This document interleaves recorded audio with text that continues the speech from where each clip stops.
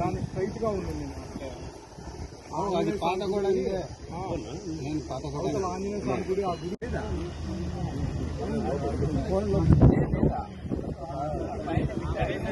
లోపల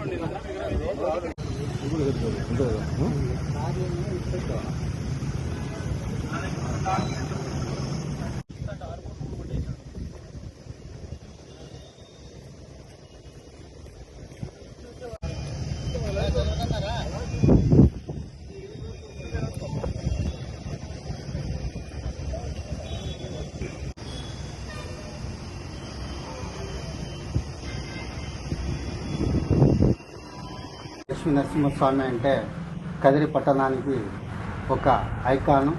ఎందుకంటే పూర్వకాలం నుంచి రారాజుల కాలం నుంచి కదిరి లక్ష్మీ నరసింహస్వామికి ఒక ప్రాశస్త్యం ఉంది.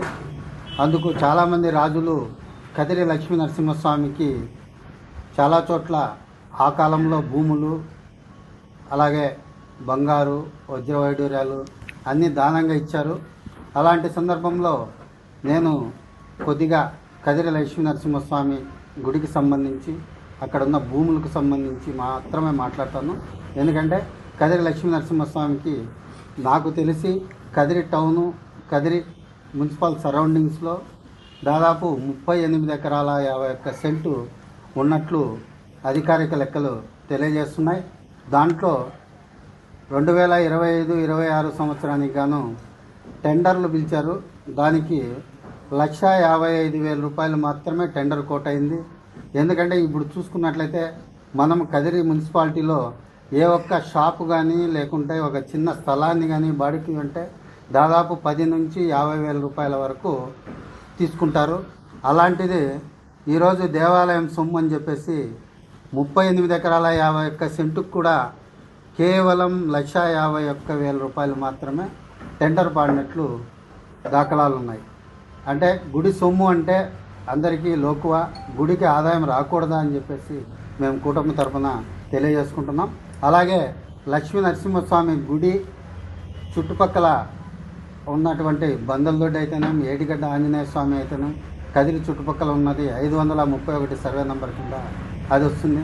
దాదాపు 531 సర్వే నెంబర్ కింద కదిరి లక్ష్మీ నరసింహస్వామి గుడికి ఆనుకొని ఆ చుట్టుపక్కలనే ఉన్నటువంటి స్థలాలను అయితేనేమి, ఆ షాపులను అయితేనేమి ఇంతవరకు దాదాపు 15 నుంచి 20 సంవత్సరాల నుంచి ఎటువంటి టెండరు పిలవకోకుండా అనామతుగా ఆక్యుపేషన్లో ఈరోజు గడిపేస్తున్నారు. దీనికి కారణము అధికారుల నిర్లప్తత, చేస్తులుడిగి కూర్చున్నారు.